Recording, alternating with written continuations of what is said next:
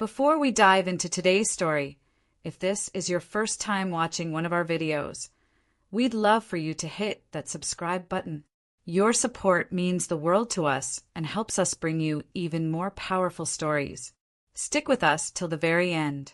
And if this story moves you, share your thoughts in the comments and send it to a friend who needs to hear it. Now, let's begin. Rachel Dawson pushed the front door open with her shoulder, balancing a bag of groceries in one arm and her purse in the other. She expected the usual sight: little Liam on the rug in the living room, spinning his favorite yellow top in perfect rhythm, the faint hum of cartoons in the background, and maybe a trail of crumbs from the snack bowl he always carried around. But the house was silent, too silent. Her eyes swept across the room quickly. The wheelchair wasn't near the sofa. Liam's blanket wasn't crumpled on the floor. The snack bowl was gone. She froze in place, the weight of the grocery bag suddenly unbearable. Something inside her chest tightened, a warning bell ringing deep in her bones. "Liam!" Her voice broke in the air, soft and searching. No answer. She dropped the grocery bag to the floor, apples rolling across the hardwood with dull thuds. Her hands trembled as she called again, louder this time, "Liam!" Still nothing. Then she noticed a faint glow of light spilling from the kitchen doorway. Her heart pounded as she forced her legs to move. At the kitchen table, Derek Dawson sat comfortably with his phone in his hand, scrolling as if nothing in the world had shifted. His posture was relaxed, his shirt half unbuttoned, a beer bottle beside him. Rachel's voice came out sharp. "Where is Liam?" Derek lifted his head slowly, almost lazily, and locked eyes with her. His lips curved into something between a smirk and a shrug. "I handled it." Rachel blinked, confused. "Handled what?" Derek leaned back in his chair. "I sold him." For a second Rachel thought she misheard. The words didn't make sense. "What did you say?" she whispered. Derek repeated without hesitation, "I sold him. He was a burden, Rachel. Now we can finally live like normal people." Her breath hitched. She stumbled back, gripping the counter for balance. You sold our son." Derek stood, moving slowly, casually, like a man explaining something reasonable. "He doesn't talk, doesn't move right, eats up every cent we have. You're working yourself into the ground. I fixed the problem. You should be thanking me." Rachel's throat felt dry, words refusing to form. She shook her head, eyes darting toward the hallway, praying Liam had only crawled into a corner for one of his quiet naps. Her feet moved before her mind caught up, but a sharp voice stopped her. Evelyn Dawson was standing near the wall, her arms crossed, her face cold as stone. She had been listening the entire time, her smirk carved deep into her features. "He's right," Evelyn said. "That boy was dragging this whole family down. You've been too blind to see it. Now you can focus on the children who actually matter." Rachel stared at her mother-in-law in disbelief. "You knew," she gasped. Evelyn raised her chin proudly. "I encouraged it. Liam was never going to live a real life. Better to cut ties now." Rachel's vision blurred as her knees buckled. "He's your grandson," she whispered, her voice breaking. Evelyn's eyes hardened. "He was nothing but damaged goods. Derek did what you couldn't." Rachel's stomach twisted violently. She felt trapped, her chest caving under the weight of betrayal from the two people she had trusted most. Her hands fumbled at her side, reaching for her purse, for her phone, for anything that could anchor her back to sanity. But when she glanced at the counter, her purse was gone. The keys she had left by the fruit bowl had disappeared too. Her breathing grew shallow, panic clawing at her ribs. "Where are my things?" she demanded, her voice rising. Derek's expression didn't flicker. "You don't need them. You'll just overreact and ruin everything. This is better for all of us." Rachel's chest rose and fell quickly. "Better," she whispered, her voice trembling. "You think destroying our child is better." Evelyn scoffed from the doorway. "Stop with the dramatics. You're acting like he's dead. He's not. He's with people who can handle him. People who won't let him control your life anymore. Rachel felt her legs weaken. Her mind screamed at her to move, to run, to tear the house apart until she found Liam. But fear rooted her in place. She clutched the edge of the table, her knuckles white, trying to hold herself upright as the walls of her home closed in around her. The silence broke with a small click. Rachel's head snapped toward the hallway closet. The door creaked open and Noah stepped out slowly, clutching his little blue tablet against his chest. His pajamas were wrinkled, his hair messy, his eyes wide with fear, but glowing with something stronger, determination. He looked straight at his father. His voice was trembling, but it was steady enough to pierce the air. "Daddy," he said softly, "should I tell Mommy what you did to Grace too?" Time stopped. Evelyn's smirk vanished, her face tightening with sudden panic. Derek froze, his eyes narrowing into sharp slits. Rachel's heart dropped to her stomach, her mind spinning. Grace, her baby girl. Her hands trembled so badly she nearly dropped to her knees. "What did you say?" Derek's voice cut through the air, low and threatening. But Noah didn't flinch. He hugged the tablet tighter and took one more step forward. His little voice carried the weight of everything he had seen. "Should I tell her what you did to my sister?" The house fell deathly still, and Rachel realized in that moment that Liam wasn't the only child in danger. Rachel's entire body turned to ice. Her son's trembling voice replayed in her ears again and again, "What you did to Grace." She staggered back, her hands shaking as she reached for the wall to steady herself. Derek's face changed in an instant. The smug calmness drained away, replaced with raw anger. "Go back to your room, Noah," he barked, his tone sharp as a blade. But Noah didn't move. His little chin lifted stubbornly, though his hands clutched the tablet, so tightly his knuckles turned white. Evelyn stepped forward quickly, her voice sharp and anxious. "Noah, listen to your father. You don't know what you're talking about." Rachel's chest tightened, her instincts screaming. She crouched slightly, opening her arms. "Baby, come here," she whispered to Noah, her voice gentle despite the storm inside her. Noah glanced at her, his lip trembling, then back at Derek. His small voice came again, even more defiant. "He hurt Grace. I saw it. I heard her crying. I recorded it." Rachel's breath caught. Her eyes locked onto the tablet he was holding. A flicker of hope sparked in her heart, even as Derek's face turned dark with fury. Derek's hand slammed against the table, making Rachel jump. "Give me the tablet, Noah," he roared. He started forward, but Rachel's mother's heart overrode every ounce of fear. She darted in front of Derek, spreading her arms wide, shielding her son. "Don't you touch him!" she screamed, her voice shaking the air.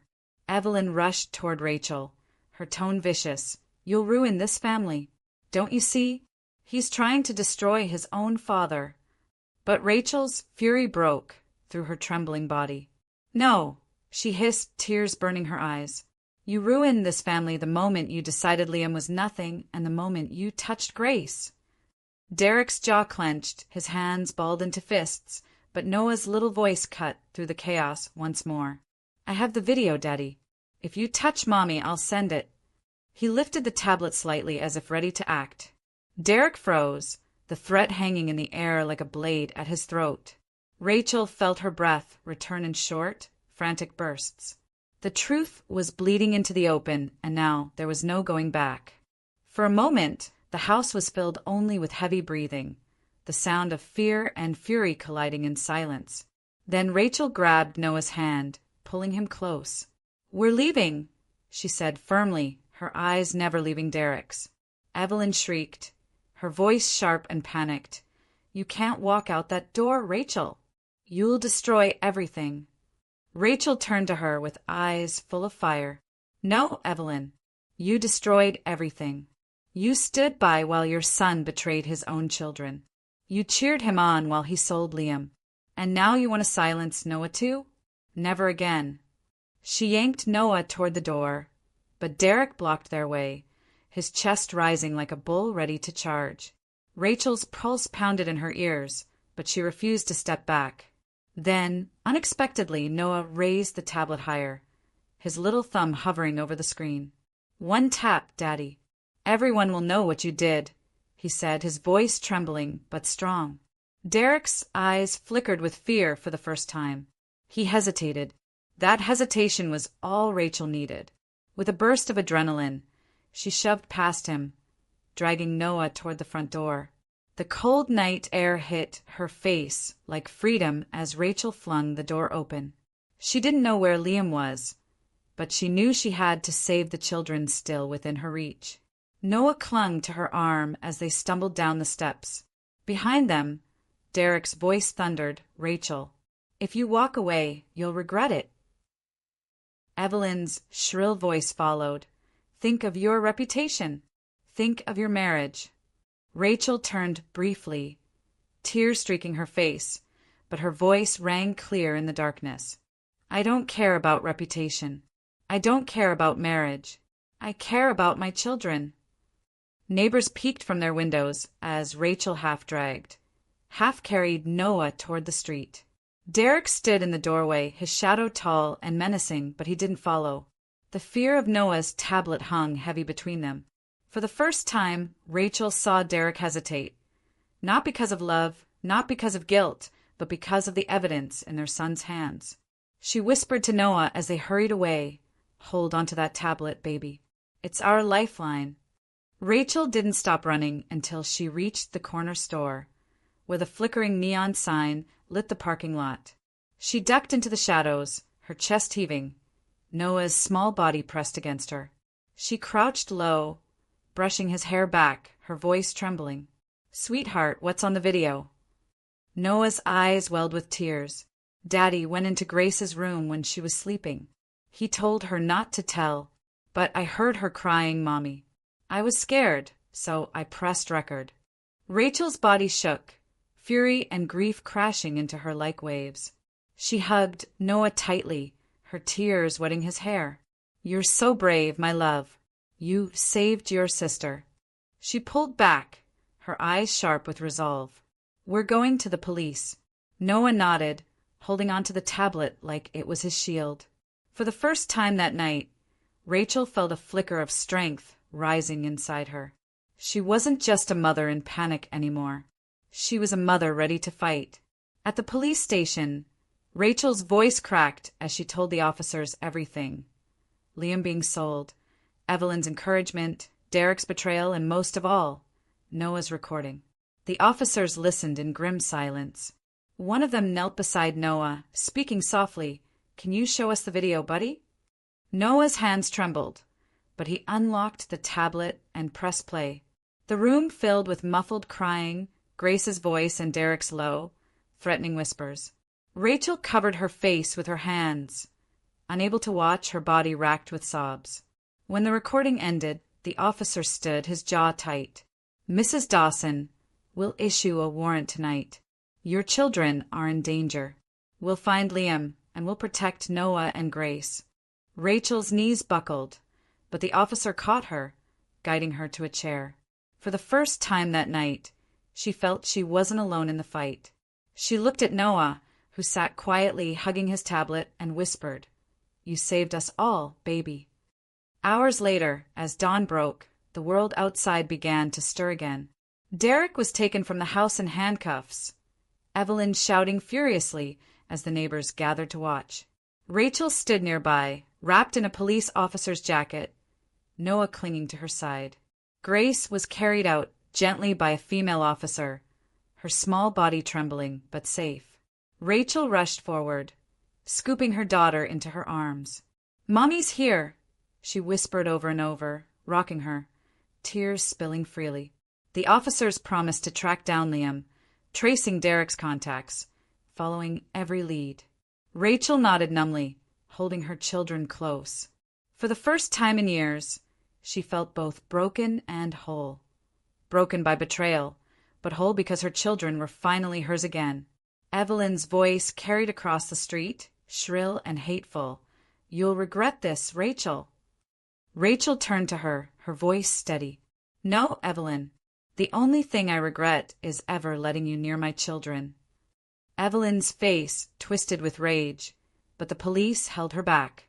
The sun climbed higher, casting golden light over the chaos. Rachel stood with Noah and Grace in her arms, her body exhausted but her spirit unshaken. She looked down at her son, whose bravery had torn open the truth, and kissed the top of his head.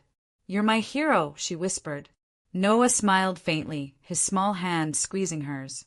Grace stirred in her arms, whispering, "Mommy," and Rachel's heart swelled with both sorrow and hope. She knew the road ahead would not be easy. There would be court battles, therapy, endless questions. But there was also freedom. The chains of silence had been broken. Derek would face justice, Evelyn's venom would lose its power, and her children would finally know what it meant to be safe. Rachel lifted her head, breathing deeply as if inhaling a new life. "We're going to be okay," she said softly, more to herself than anyone else.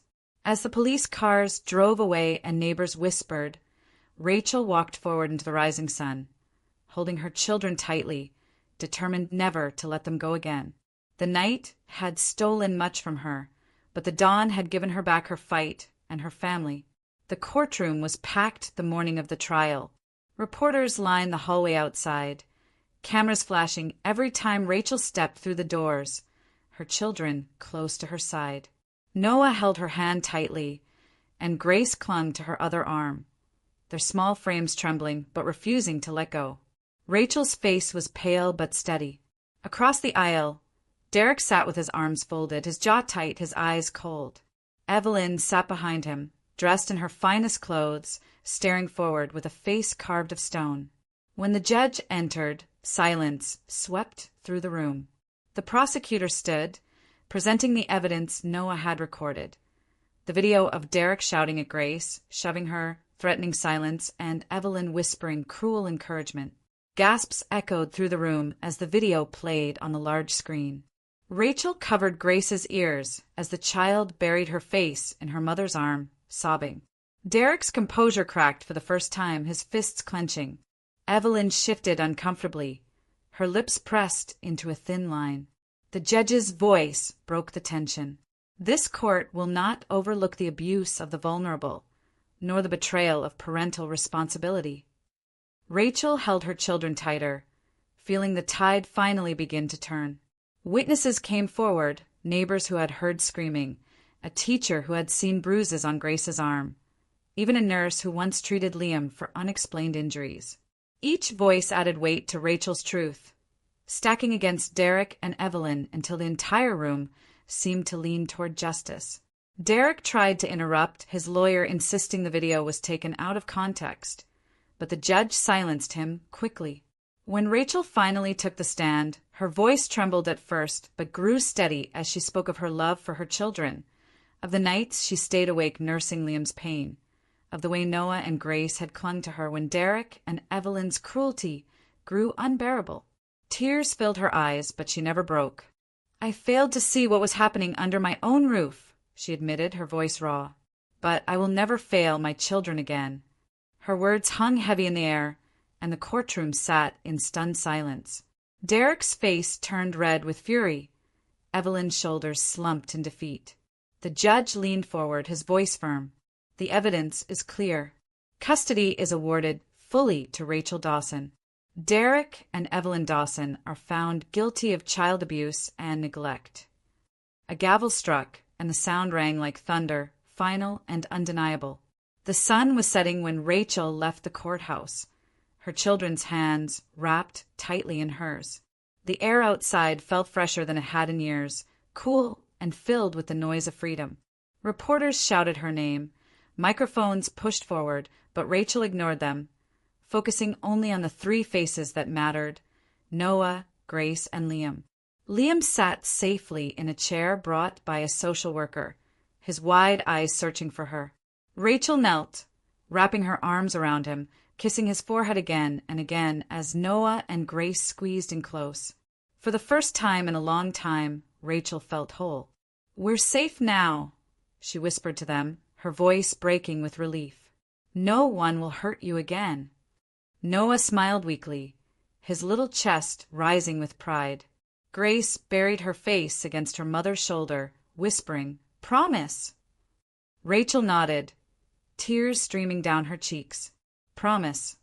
As they walked away together, the world behind them buzzing with noise and flashing lights, Rachel knew their story was no longer one of betrayal and cruelty. It was a story of survival, of a mother who chose to fight, and of children who found their voices in the darkest of places. And though the scars of the past would take time to heal, Rachel was certain of one thing: her family would never again be silenced. Like and subscribe to my channel for more contents like this, and let us know where you are watching from under the comment section.